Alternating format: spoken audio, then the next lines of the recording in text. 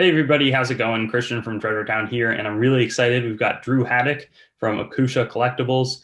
He's a coin dealer out of Texas. A lot of people said you got to hop on and speak with him, interview him, and so I'm super glad to have you on, Drew. He's a tone numismatist. Or that's sort of his numismatic specialty, I should say, and we'll be talking about that along with a bunch of other stuff. But thanks for being on today. Thank you for having me, Christian. I really appreciate it. So if we, what I like to do is I like to get a little bit of a background for all the viewers. Just there's so many ways people get into coins, and then as they progress to where they are now. So if you had to say your coin origin story and sort of how you're involved today, I'd be super interested. Yeah, I'd love to speak on that. So I was at my grandmother's house. This is kind of how all coin stories start, but I was at my grandmother's house my junior year of college, and my dad just got let go from his job at Baker Hughes down in Houston. I didn't really know what I wanted to do going out of college. And one day my grandma just said, "Hey, Drew, here's this coin collection that I have." It was nothing special, like nothing that, you would send off to a grading company and nothing that would bring you back a bunch of money, I guess. But my grandma was having kind of a rough financial patch, and so she was saying, "Hey, I want to give these to you, but this is the only thing valuable I have left." And so I ended up buying those from her. I used some of my ring money for like graduating college. I don't have a ring, and I spent all that money buying her collection just to keep as a keepsake for the family, because it can be a little bit tougher when family members pass on, especially in this hobby, that things start to leave or go to a coin shop or go to a pawn shop. Mhm. And I wanted to start off buying something that was very memorable. And then ever since then, I started buying coins in holders and I started reselling them.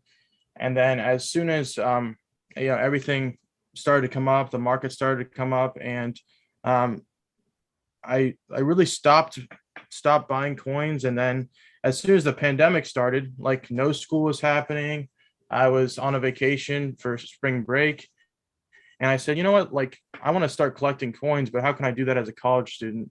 And so what I started doing is I started going on eBay, I started going on Instagram, started going on Facebook, I started to make connections, I started to go to shows. I really just did everything I could to make something of this.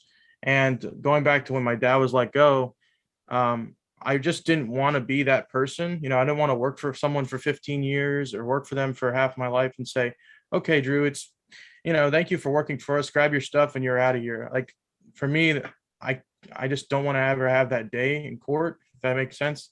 Mhm. And I don't know, that's kind of where everything has started. For right now, I'm just selling and trying to grow more connections. I work with a few wholesalers and I also work with a few guys. Uh, Gary is kind of one of the guys I work with, and just a lot of great people in this community. But yeah. Cool. And so it sounds like, it's something that's relatively recent in terms of a development for you, but I know you post a lot of cool coins on the Instagram, and so and again, people had mentioned that you were somebody to talk to. So how do you kind of feel being almost going in the deep end right away in the hobby? What have been some of the immediate sort of takeaways or lessons that you've learned, so soon in? Well, the lesson that I learned, right, is like my parents and everybody expected me as soon as I graduated college to go find a career job or go find something that uh, gives you the health care and gives you the safety net and gives you the, you can get off at 4 or whatever. The things that I've learned more in the hobby is like, where do you see yourself in 5 years? And so, like, if you're going in for an interview tomorrow for a job, they'd say, "Where do you see yourself in 5 years?" I say this all the time. And would you see it yourself in 5 years with us at this company? And for me, in the hobby and being completely self motivated, you have to say every day when you wake up, where do you see yourself in 5 years, right? Am I going to wake up at noon tomorrow or am I going to wake up at 9 a.m. tomorrow? So that's something that is a takeaway for me in any business, but mainly in the coin hobby.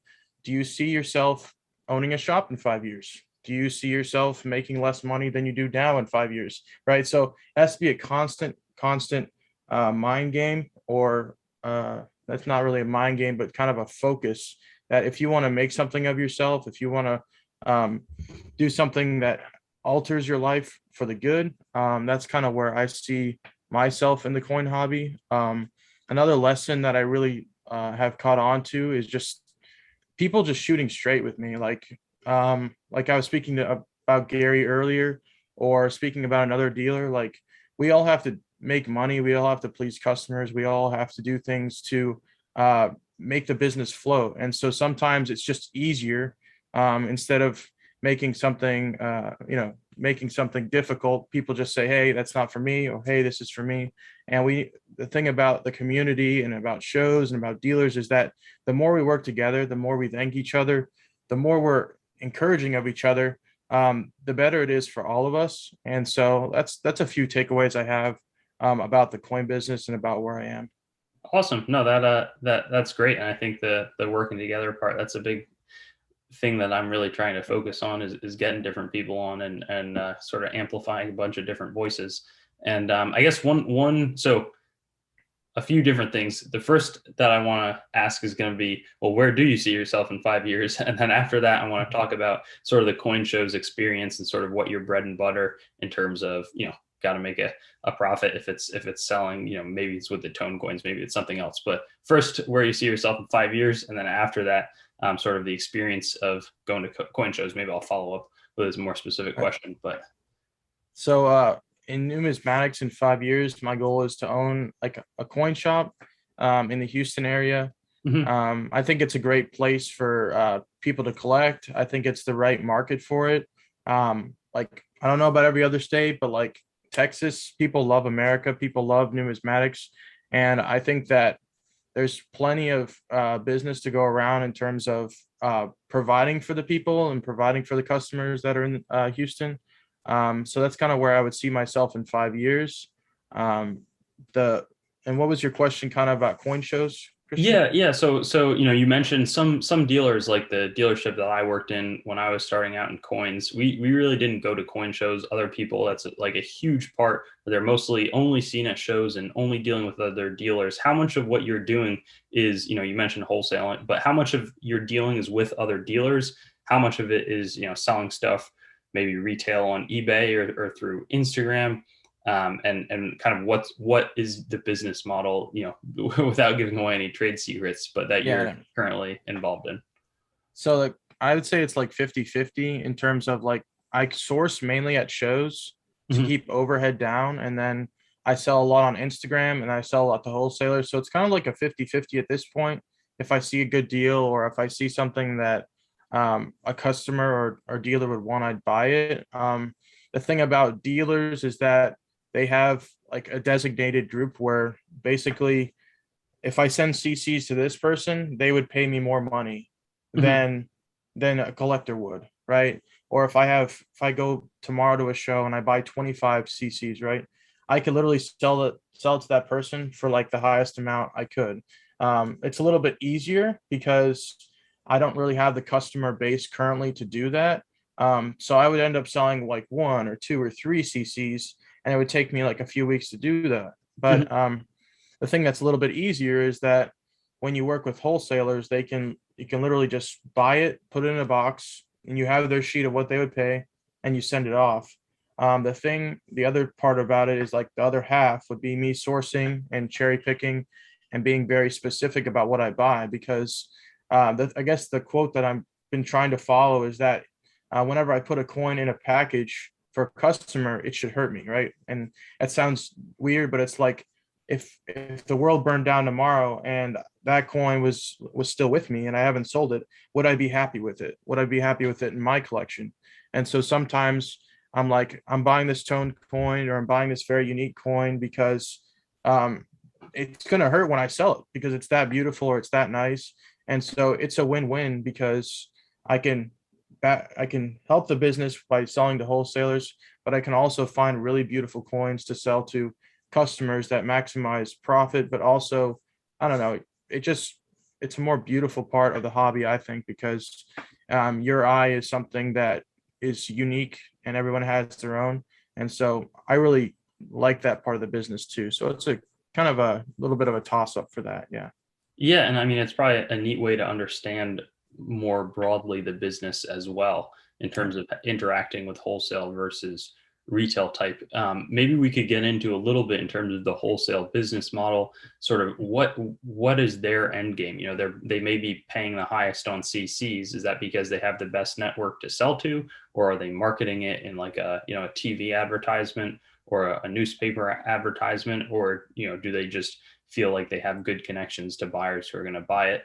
And how have you kind of gone about dealing with them? Is there any wiggle room, or maybe they're paying the best price, so there's not, if they're paying the best price, it makes it very easy for you because you have it sold before you even buy Yeah. it. What are some of the advantages and disadvantages of working with a wholesaler?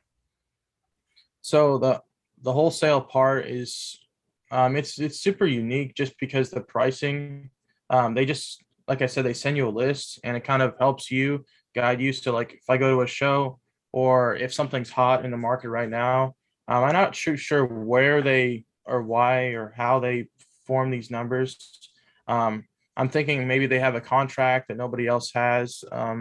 That when someone signs a contract, they're probably supposed to be held up to a certain end in terms of how many coins they're providing, of which caliber, which grade, and even like BU Morgans or CC Morgans. But what the hot things right now that I kind of look for, like I'm looking at Morgan dollars graded, I'm looking at CCs, I'm looking at high reliefs. A lot of people are like, oh, high reliefs are hot right now, and I'm like, okay, well, which dealer is going to give me the most money for them? And then there may be some where you buy 10 and then you say, oh, hey, this one looks unk or this one looks AU, and I only paid $150 for it, and when I get Mhm. it graded, it might come back between 500 and $750, and so kind of just cherry picking in that. But with wholesalers, it's a unique relationship because they've literally spent like years and years finding a connection within the numismatic space that you necessarily don't have. And so I think a real perk of that is that they're saying, hey, come work with me, sell to me. And that's something that's pretty beautiful about it because I can go to a show and I can have money on the spot. I could put in a box and send it off. With other stuff, it can be a little bit more difficult, like the rare stuff that I like to sell on my own.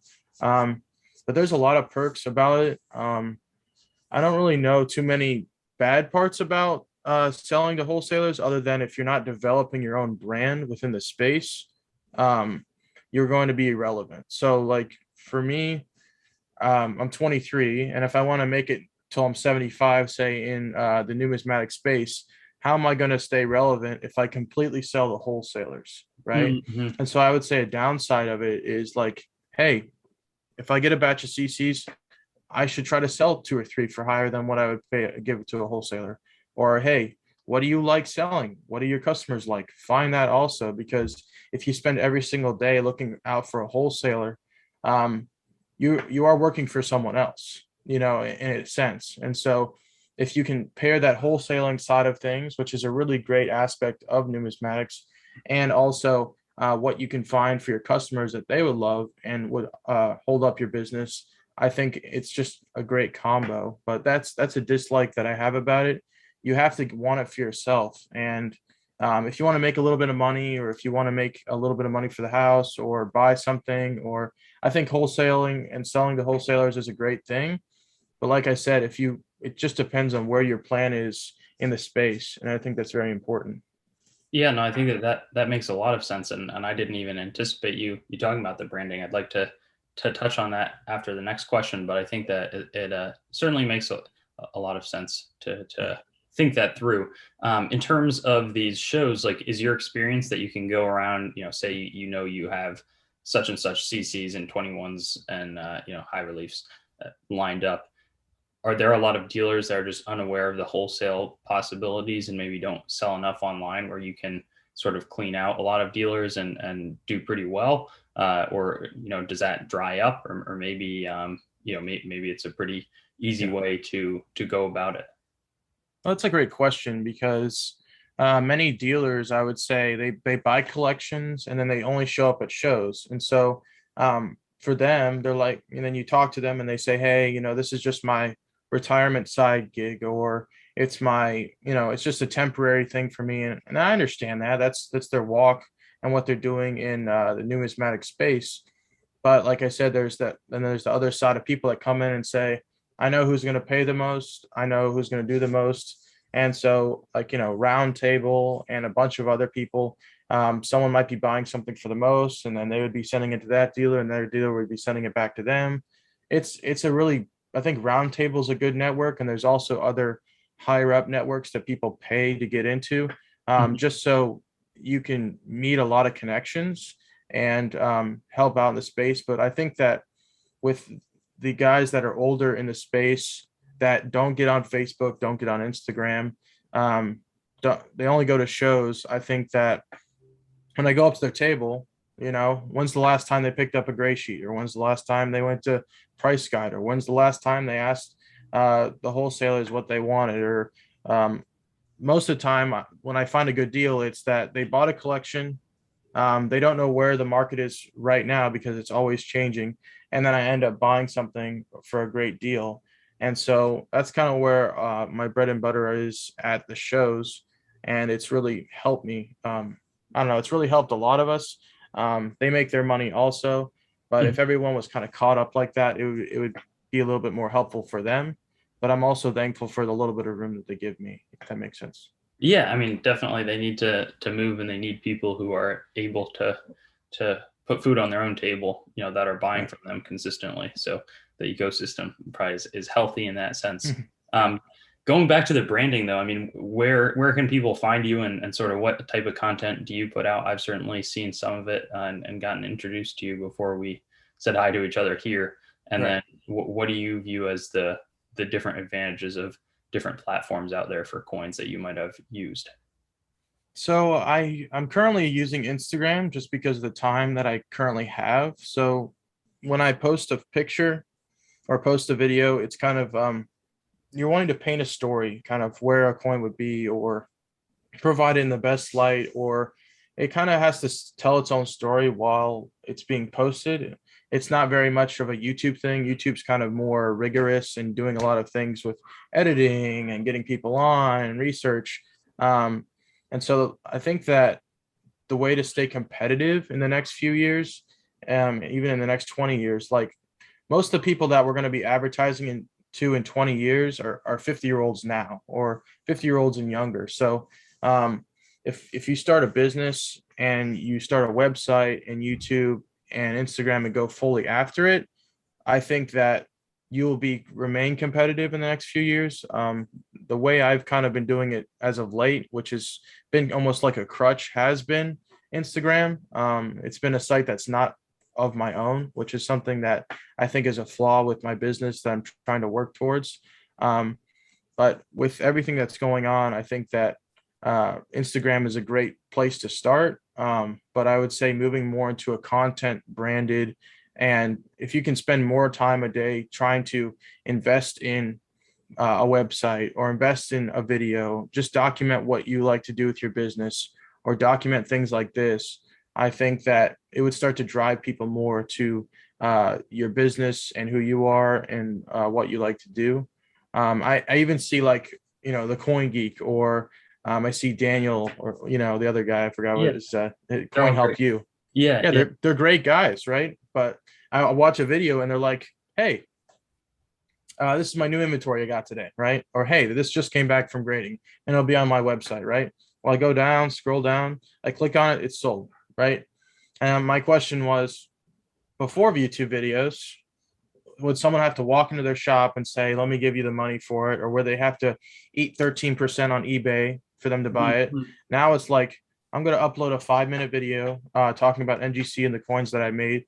And if I have to take a 3% PayPal cut or whatever else, they're making their money, and it's really growing the hobby. And I think that's something that's really missing about the hobby right now is just new minds and new, I guess, connections and new content. Like, I don't see, apart from a few people, I don't see like anything like how to negotiate at a show, or I don't see a whole lot of stuff on YouTube where I would say like it's oversaturated. So I guess Mhm. a need in the hobby right now is someone that would say, let me upload once a day, or let me go after some hard questions that are in the hobby or where the hobby's going.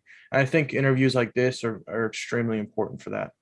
Yeah, no, that's cool, and I think you've thought it through quite well. You know, I feel like I'm not active at all really on Instagram. I like to look. I don't post much, and recently I haven't been posting any coins at all.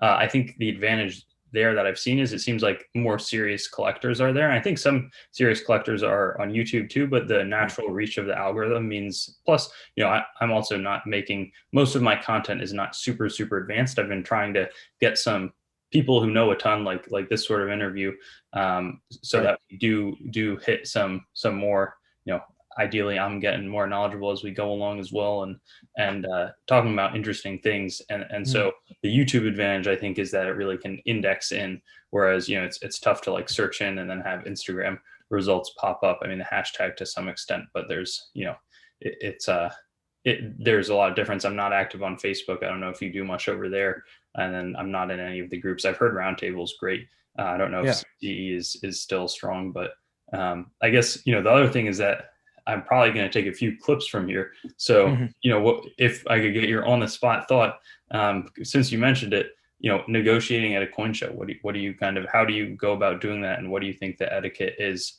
You know, in a smart way to do that successfully.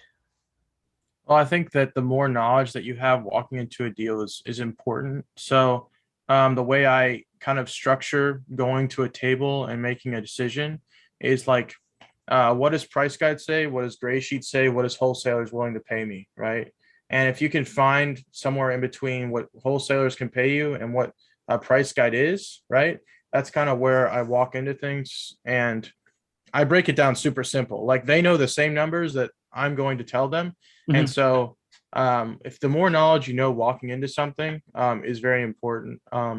The thing that I have the most problem with at a show is when someone walks up to you and they start looking at your feet and they look at your head and then they try to look for your badge and they're like, "Are you a dealer?" Right? And I'm like, "Why does that matter?" Right? Yeah, And yeah. so that they would say like, "Oh, you're a dealer? Okay, let me okay, 10% off all these prices, or I'm gonna do a deal for you." Why does that have to be a thing, right? Like if you're trying to figure out if I'm a collector or a dealer, that for me that's a little bit eerie. I think it's a little bit more shady for me Interesting. Uh-huh, uh-huh. because for when I go to a coin show, I have a price sticker on it. Like and if it's a good deal and if it's something you want, then that's kind of where I would shoot straight with you and say, okay, hey, and like when you're selling at a coin show, it's also interesting because you say, hey, this is what I paid for it. Hey, this is what the sticker says. I can knock $5 off for you. Mm-hmm, mm-hmm. And most of the time, someone says, I just don't have any room, or I understand you have to make $10, or I understand you have to make $5. And I like it and I'll buy it, right? And so sometimes like it's just easier to say, hey, this is where I'm at on it. Um, with the etiquette, you just stand at the table, be very polite. Hey, do you have a few moments so I can see this coin? I wouldn't be in a rush. I'd be Okay. completely focused kind of on what you're looking at. I've seen guys come up to a table and cut me off and go like this and pound on the table and ask for something. For me, for me, I just say, hey, can I take a look at this coin? I'd love to see it. What's your best on it? Because there's a sticker on the back or something. What's your best on it? And then I kind of work my brain in from there. Like if it's selling for 140 for comps, then I'll try to get it for 115 or I'll try to get it for Mm-hmm. 110.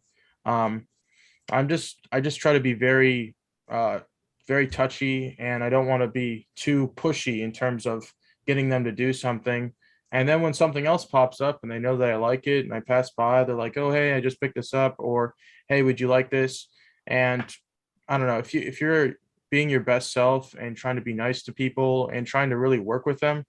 I mean, if you ran through a show and picked everything up and bought as much as you could, like we're there for that. But I also think there is a touchy part of it of being solely focused on the deal that you're making, rather than just running around. So for me, I don't know, I'm kind of consumed with the table and being nice to the person and seeing how their day is. Some dealers are having a tough day, or they're Mm-hmm. having a rough day. So it's sometimes it's good just to hear what they have to say and then move on. But I think those are some things that might help somebody making a decision with buying stuff. Definitely. I think, yeah, that makes a lot of sense in terms of the relationships part. I mean, how often do you say you're interacting with a dealer, like a small time dealer that you maybe haven't seen much before, or are you really doing business with the same guys over and over again? How national, are you flying around the country, or are you trying to hit Houston, Texas, maybe general Southern Seaboard area shows? How do you, if you take a little bit of a step back, how you're operating at the shows, how does the process look for you? So we kind of see what shows we use CoinZip and other things to figure out what good shows there are. Most of the time you hear about it like a month in advance, like, oh, Summer Fun or oh, ANA. For those shows, we don't mind. I drive everywhere, but we don't mind driving and going the distance. Mhm. But with like 30 dealer shows, like I'll drive 4 hours or whatever, but it kind of has to be like a good show for you to drive a certain amount. So I could drive anywhere between here in Florida or here in Chicago is where I'm driving next month for ANA. Yeah. So you just, I mean, if you're completely consumed, I mean, not consumed, but completely dedicated to what you're doing, um, sometimes you just have to drive there and go and experience and try to get the best you can out of it. Sometimes it'll cost you, but every time that I've left a show, I've always made my money back and more, and then I've always had great connections there. Mhm. Um, and for like local stuff, I always try to show up to a shop, or I ask what they have in the meantime, or ask what has come in, and then sometimes I bring them a box of ammo. That's Texas. We bring a box of ammo, and That's funny. That's we great. talk for an hour or whatever. We take a seat. I bring them my collection that I like. I brought a bill in for it has like a really cool 1776 serial number on it. Ooh, Um, yeah, but I brought that into a shop to show them, and they're like, okay, can I post this on my Instagram? And then if you ever heard of Royal Coins Houston or yeah, Billionaire, all yeah, those yeah. guys, like I talk to them, try to talk to them once a week in the shop. And so Mhm. I go there too, and they offer me great deals. And so it's kind of like what I'm going back to is, if you're committed and if you want something to last, um, really push every avenue that you can every single day. So I'm writing Blake, Royal Coins Houston. I'm writing Luis. Hey, what do you got? Can we sit down this week and talk about it? I'll drive there, whatever. I'll send a check. Um, if we got to get in a car tomorrow and drive 16 hours to Orlando, like it's no problem. That's what we did. Mhm. If we're driving back, I don't, I drove 16 hours back, and I'll happily do it again. So the mentality you have to have in any business and even in life, it's like, yes, it's going to happen. Like, there's a car accident on the way to church. Yes, I'm going to church. I don't care. I'm Mhm. waiting. If I'm going to a coin deal, yes, I'm going to find the money to do it. Or yes, if you have a yes mentality in most things you do, you'll get it done. And so the way I wake up every day, it's like, yes, I'm going to make this day worth it. Yes, I'm going to continue what I like to do. And that's kind of where I sit with coin shows and local dealers. Yeah. That's awesome. No, that's a great mentality to have too. I think that's a winning one. Um, and in terms of, I'm trying to think in terms one quick question before we get to maybe a few more questions and Right. then wrap up. Um, what is Akusha? What's that coming from? For a northerner right outside of New York City like myself, maybe it's something I'm totally missing on, or maybe it's a family name. But where's it from? So I was in my sophomore year of college, actually like starting on my junior year. I apologize. And my teacher, we're in business law, and he's a super cool guy. Like, you have the good teachers, like the teachers that take it easy on you. You'll never remember their names, and you'll never know who they are, and they're just very kind of milk toast. And there's some professors, like my business law professor, that shoots it straight, like wants you to be the best person.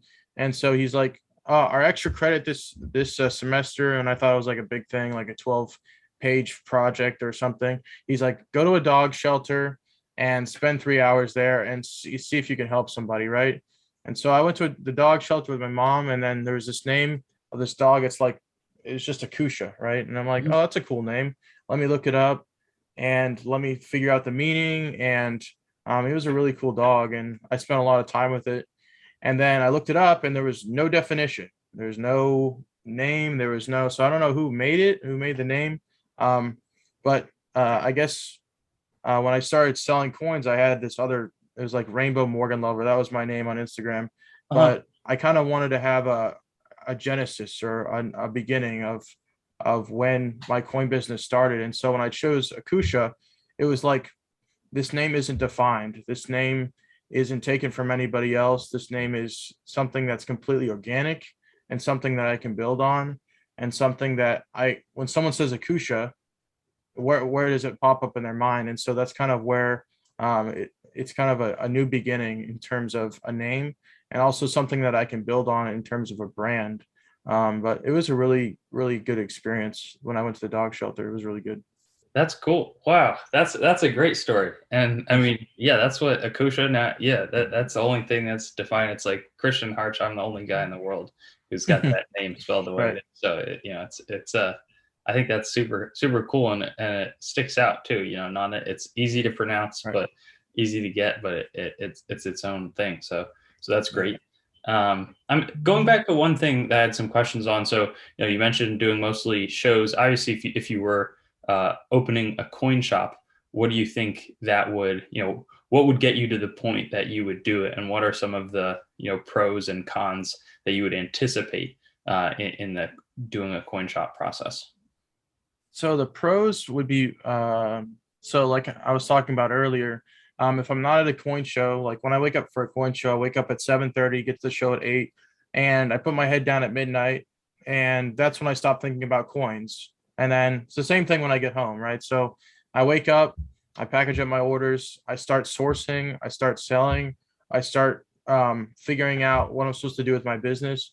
And so for a coin shop, it's a little bit easier because if you already have these things figured out with less overhead that you have, you can, when someone brings a coin into the shop, right, you have a perfect story for it.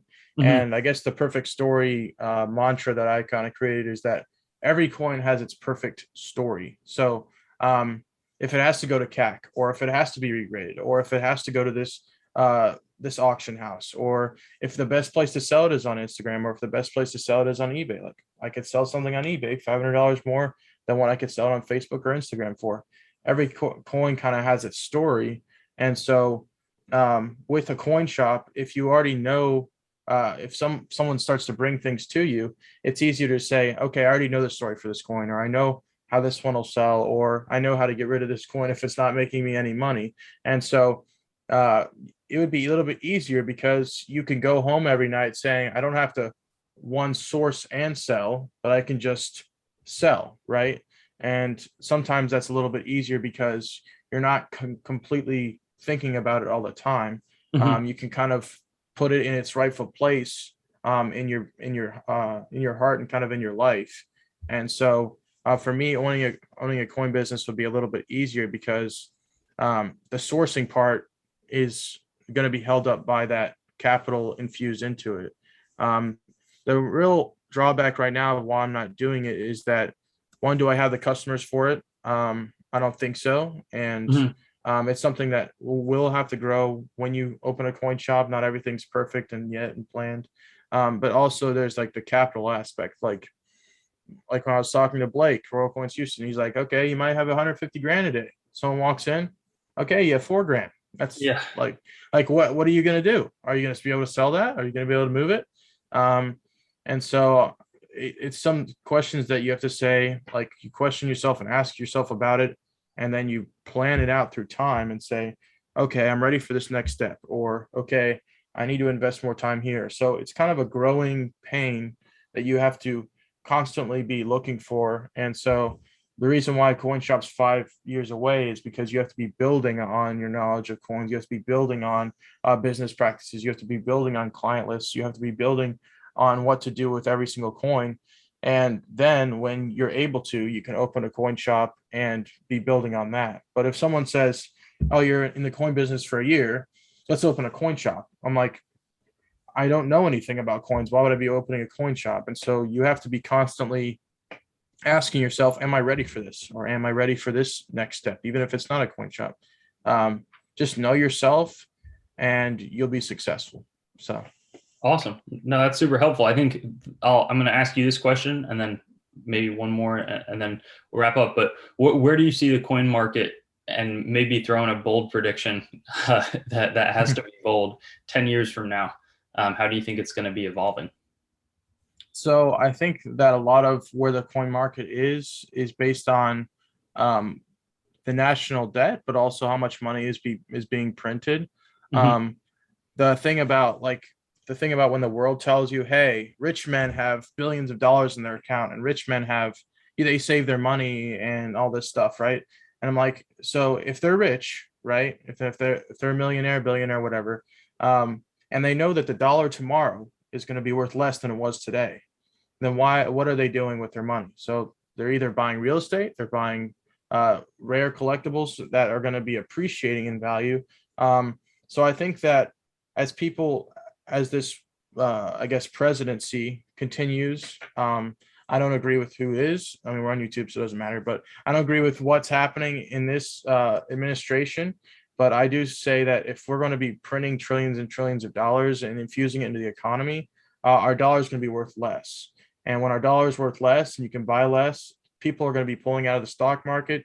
The stock market hasn't been doing good, but the coin market's been doing great because someone says, and a lot of people would say when the economy is doing bad, what's going to last? What's going to keep my money? What's going to appreciate over time?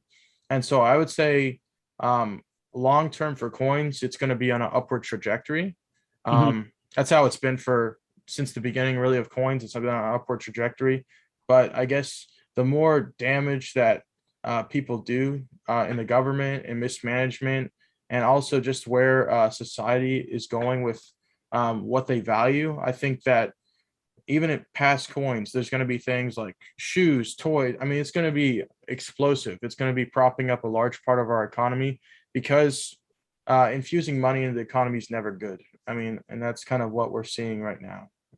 That's interesting perspective. And when I ask people, there's a whole range of answers. But I certainly think that as there's huge wealth creation for some people, a lot of that flows into collectibles because at the end of the day, people want to spend their money on something and something shiny that they can wealth signal to other people too, and that's rare. And I think tying up the art and Right. history. One thing that I think about coins, it's like, and I tell people mostly, not I would generally advise don't go for the super new shiny stuff. Go for a really classic, Right. really nice and genuinely rare coin. Um, people want to. Sorry, wrong thought You're train. fine. But You're it's good. like art. This is like a poster that I got for like $20, but a lot of people hang Right. art that's worth millions of dollars in their house. So a bunch of coins that are selling for a few $1,000 each. To a lot of people, it's well over their own net worth, but there's a lot of people where that's a drop in the bucket and they really do get to collect something, and especially if they have that view. I Right. don't think too many people who have massive wealth are avoiding real estate and hard assets. So that's that. Thanks for sharing that perspective. Yeah. I mean, when you're at What Are You? I mean, you probably could meet someone famous literally walking into the shop. I mean, that's literally what you could see at What Are You, right? Because where Seth is positioned is a great place, especially with the amount of wealth there is for the upper class in California, and with a basketball player making $50 million on their contract or $100 million on their contract. There's going to be someone that tapping them on the shoulder and saying, "Hey, you shouldn't be buying that brand new Mercedes that's $500,000. You should be buying something that will last, that will have a longevity to it." And so I'm sure Seth has a client list that would blow our socks off, and you're gonna have fun there, man. No, I'm excited for that. This has been great to get to know you a little bit better and certainly share with the community. I really enjoyed doing this. Is there anything in closing that you would maybe say as a message to newer collectors, or something that I forgot that's kind of integral to who you are, what Acousha Collectibles is itself? Yeah, I don't know. I guess what I would have to say is like you kind of know who you are as a person, right? There's things your parents want for you, and there's things that you want for yourself. And I think that uh, the more you understand yourself as a person, and the more that you understand where your life's going, I think that uh, the reason why I've kind of grew in my business is I've trusted God in a lot of ways. I know that's kind of unorthodox for many people, and but if Same you here. Yeah, it's unorthodox, but the more you trust in God and the more that you kind of soul search and find yourself and what you like to do and what makes you happy, I think that'll bring you the most joy in your life. Like money is not the most important thing. What you enjoy is the most important thing, and money will come after. And so, for anyone that's new, even in the hobby, that wants to make it happen, or anybody that wants to do something miraculous in their life, like chase after something you enjoy doing. Um, Make sure that you like it, and make sure you can try to find a way that can make you money doing it. And once you do that, like so many great things will happen to you. Like and your frame of mind will be just so different in terms of how you see life. And um, I'm just excited about where the future is for everybody. Awesome. Thanks so much. And I'd love to have you back in the future and film a little bit more content as things evolve for you as well. Hey, that'd be awesome, Christian. And I hope you have a great rest of your day, brother. Thanks. Thanks for watching the video. I'd encourage you to like, comment, and definitely subscribe to the channel and connect with me on Facebook, Instagram, and Twitter. I also have a website, treasuretownYT.com, where you should go so that you can learn more about coins as well as what's happening on the channel and possibly find a place to sell your coins and collectibles.